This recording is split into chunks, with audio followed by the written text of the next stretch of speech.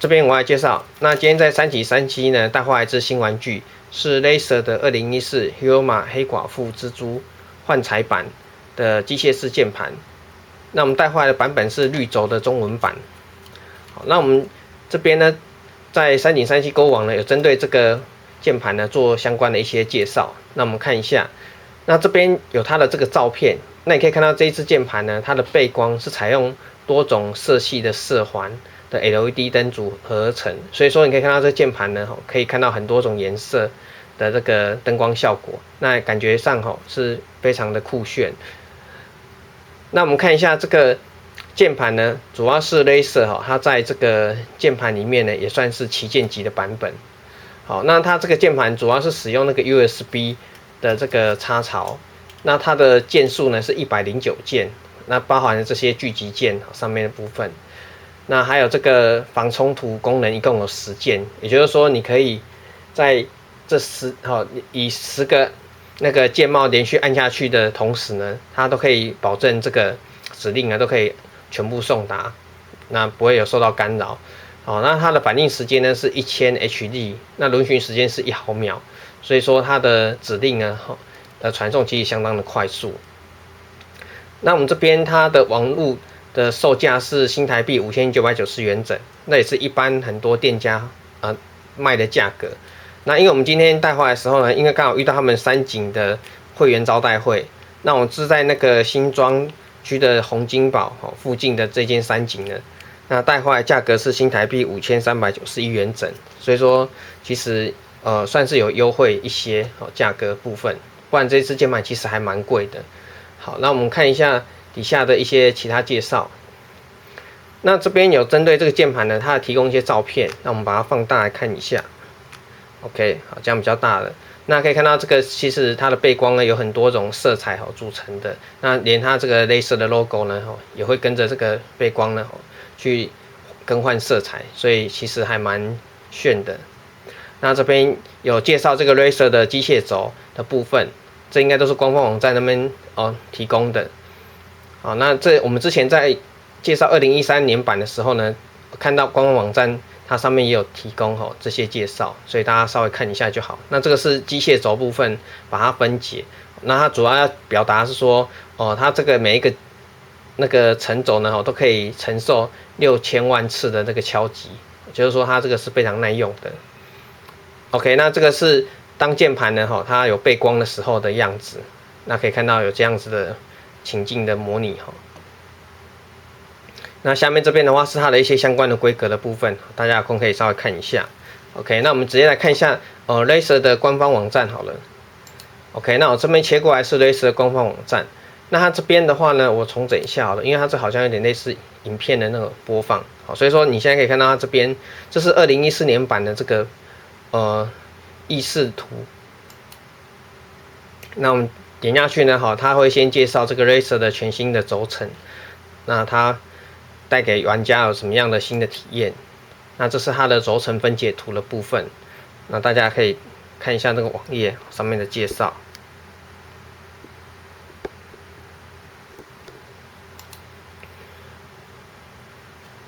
好，那接下来的话就是那个独立式背光的说明，那跟刚才网页看到的基本上是一样的，只是说它这边是用动画的方式呈现。那接下来是影片的部分。好，那最后一张呢，它这边才秀出，这个就是黑寡妇幻彩版的相关的各版本，在它的一些相关的规格的部分。那下面的话是直接进购物车，那我们直接进去它的购物车里面看一下。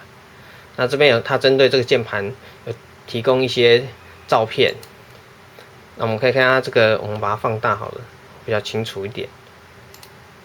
好，那这个是它各个角度在多种色彩色环底下的表现。那这是它的盒装的部分，那这是它盒子背面的部分，刚才是正面的。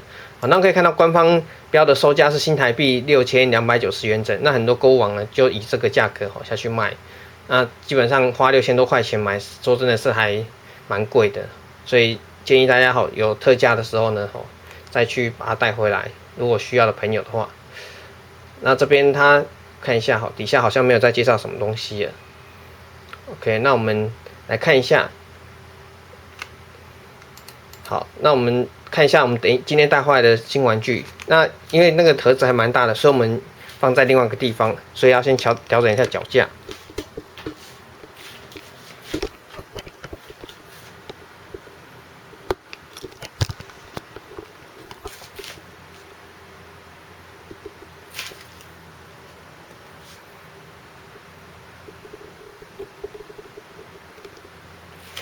好，那现在放在这个床上呢，就是我们今天带回来这个黑寡妇的终极幻彩版的部分。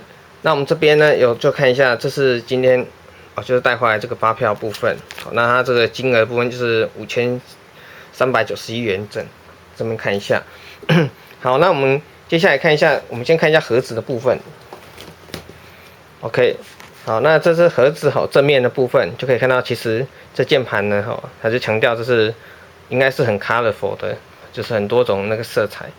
那前面这边是那个盒子正面的部分。好，那它在它的侧边呢，一样针对这个它所强调这个 Razer 的这个机械键呢做一些构造上的说明。那这边有这个让体验的。所以可以在卖场的时候可以按按看。那其实因为以前我就有在使用这个 Razer 键盘，所以这个触感呢，个人一直都觉得很好。好，那我们再看一下它的下面盒子下方的部分。好，那看一下侧边的部分。OK， 那看一下另外一个侧边。好，那它这是它的另外上方的部分。那我们看一下盒子背面的部分。好，那背面有这些这个沉轴的一样，这沉轴的介绍。那这个是针对键盘的各个部位呢，它做了一些说明。好，那接下来我们就把这个键盘呢，就把它做开启。好，那我先拿一下工具。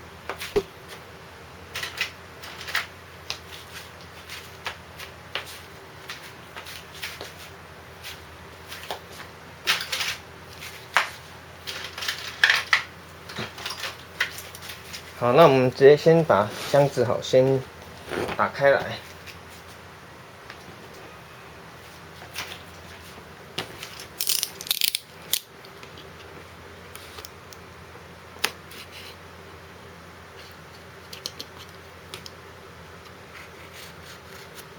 OK。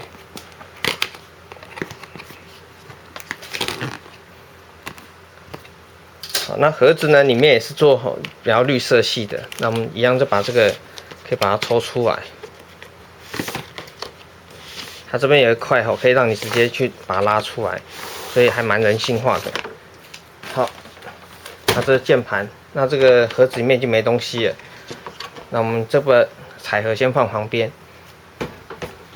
好，那这些拿出来之后呢，看一下这个 Razer 键盘里面。那我们把这个外面这个塑胶盒把它拿起来，这样比较会反光。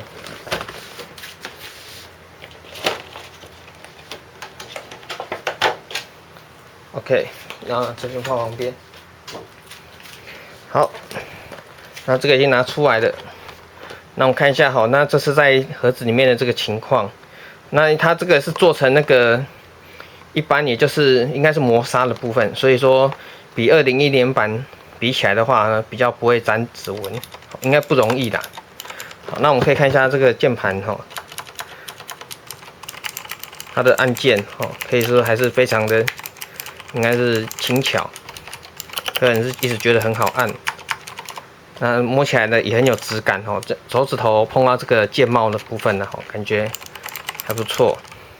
好，那我们直接先把键盘拿出来好了。那接下来看一下。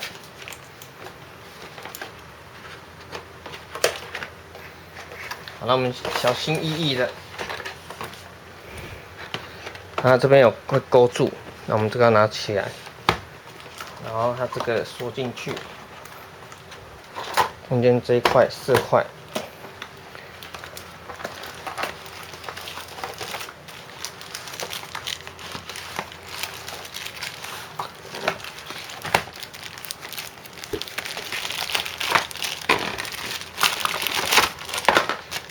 好，那这个盒子呢，我们先放旁边。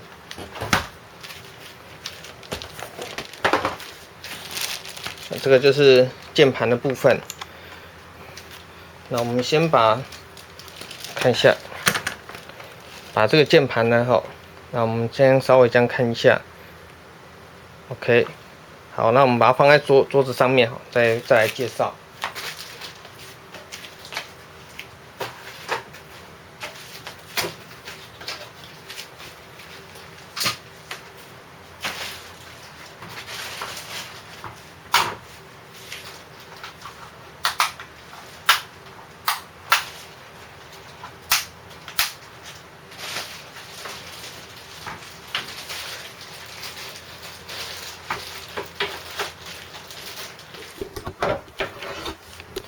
那我先把塑胶袋先拆起来，不然它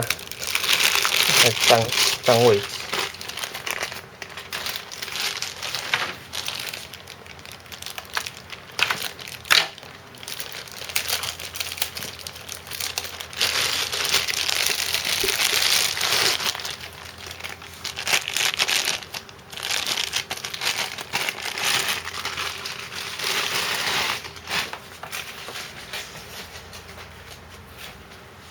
好，那我调整一下脚架。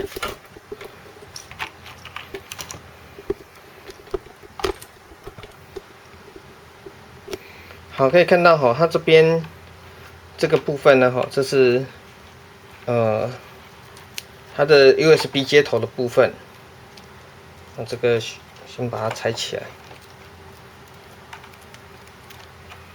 好 ，OK。好，那你可以看到这个脚呢，其实就之前我们第一个雷蛇的这种黑寡妇就觉得它很像蜘蛛的脚的感觉。OK， 那这个一样，它的那个接头呢，USB 那一样2个，那一个是主要是接它，因为键盘上面有个 USB 的插孔，那另外一个是给电用的，不然它那个键盘那个灯呢，可能电力会不足。那这是一个是耳麦跟耳机相关的这个 AUX 的插槽。那我们先把这个键盘先接上去好了。那我先来装一下那个。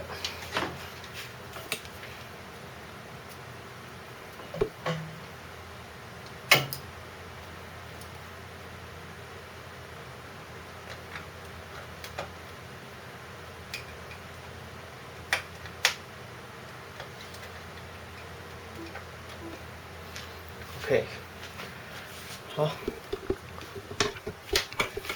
那我们把键盘装上去。那可以看到，其实键盘已经有一点灯了哈。如果看不清楚了，可以把灯关起来，可以看到它其实就已经有灯了。那这个灯好像会一直循环，我看了一下，好像现在变蓝色的，刚才是绿色，然后现在呢，它好像会一直循环。那我们这个等一下看一下好了。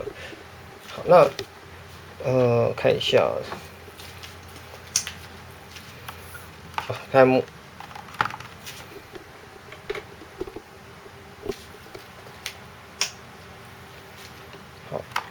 好，台灯有点问题，所以说我们直接来看一下这个键盘的部分。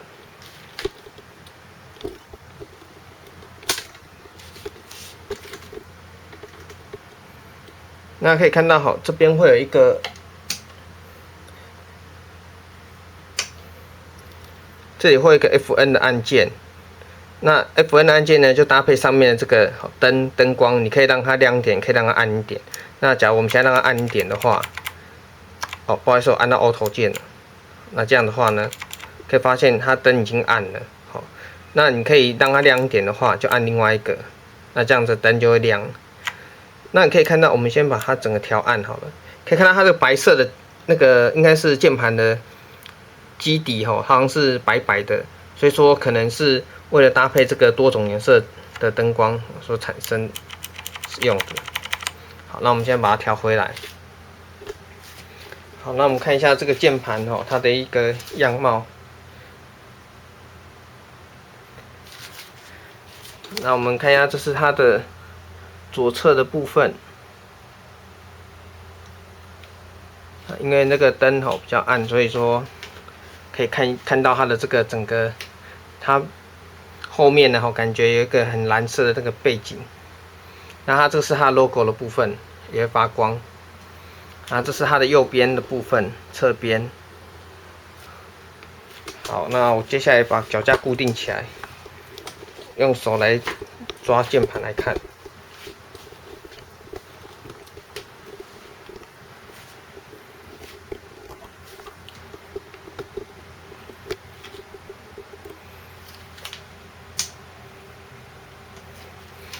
好，那我们看一下，这是这个键盘好前面的部分。那这个就比较近了，大家可以看到这个键帽呢，吼，其实做的都很都还蛮漂亮的。那这边有它的 logo， 好，那这边的话是它的这个数字区的部分。那这是功能键的部分，那还有上面的一些 F1等等，吼，这一整排。那你也可以透过它来做那个音量的大小声的调整。那这边有这个可以设一些其他的聚集键，好，一些设置。那可以看一下它的，这是下方的部分。那看一下侧面的部分呢？那这边的话，它有做一个是，这是那个耳机的，这是麦克风的，还有个 USB 的插孔，可以让你做那个，如果你要那个 USB 的设备呢要使用的话呢，可以插那边。那这是它整个侧面看过去的感觉，好，这是侧面的部分。那接下来这个就是上面的部分。那下方看一下后面，好，那键盘的后面呢，这里有2个这个脚架，我已经先把它撑起来了。那这是它的那个背后的部分，有些序号跟介绍。好，那我们接下来来看一下这个键盘的其他的一些功能。好，那这个键盘呢，主要你要搭配那个它 Laser， 它有提供一个巨集，也就是它管理这个键盘的那个应用程式。那基本上你把键盘插上去之后呢，那个应用程式就会跑出来叫你是不是要安装。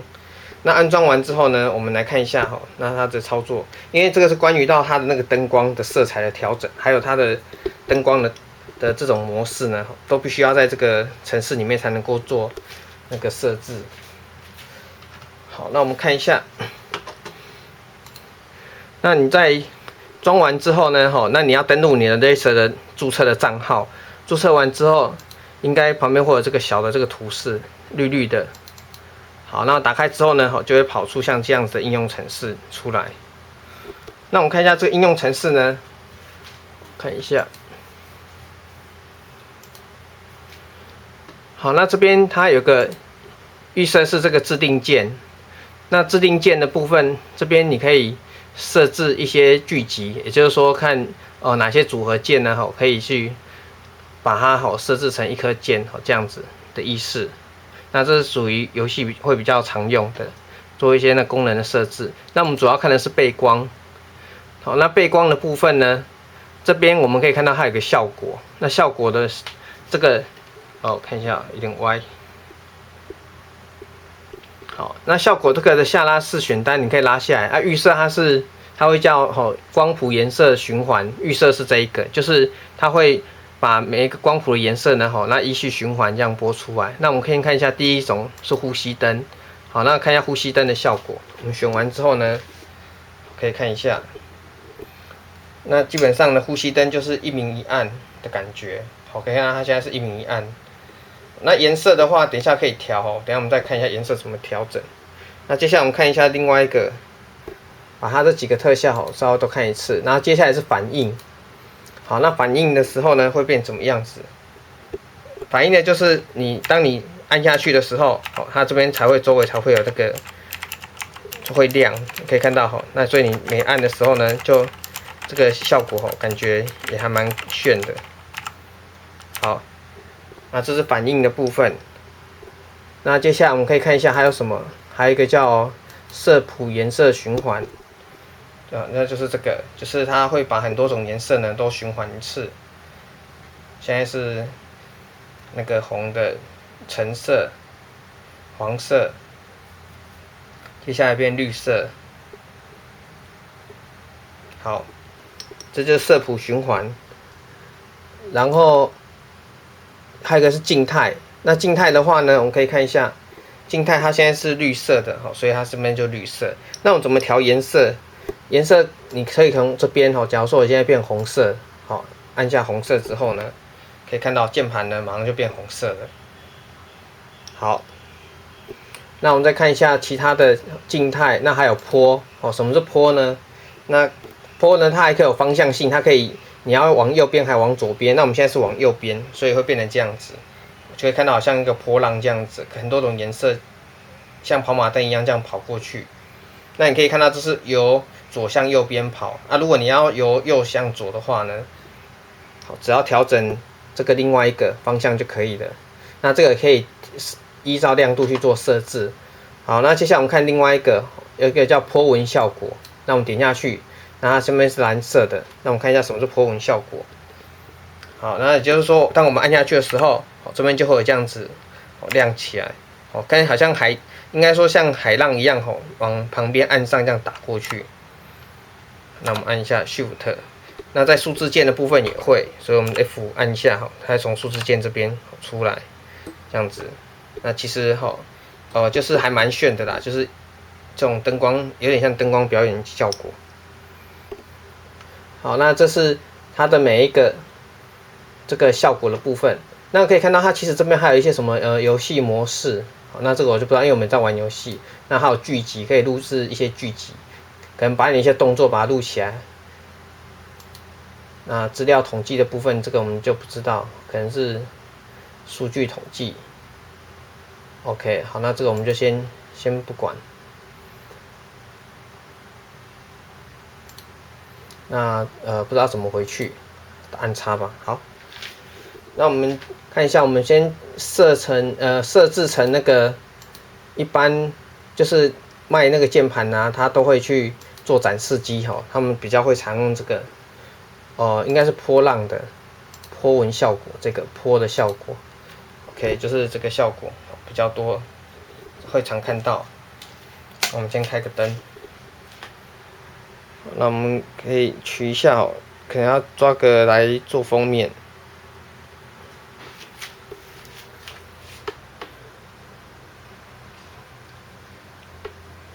OK， 那个人觉得这个键盘是觉得还蛮喜欢的光这个触感呢，感觉可能磨砂所以摸起来就很不错。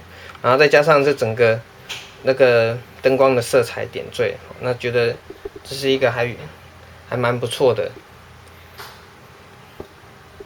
那因为这组键盘之前有很多网友就是希望可以去开这组键盘，但是因为之前实在是太贵了，那当然就希望说它可以等它便宜一点呢，我们再来那个把它带回来，然后来介绍。好的，那其实这个键盘呢看起来整体上看起来，其实个人是觉得相当的满意，然后也很喜欢。那所以说这边就介绍给大家。OK， 那我们切回原来的画面。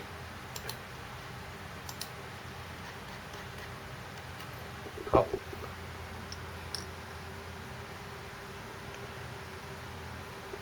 那我们这边呢，等一下。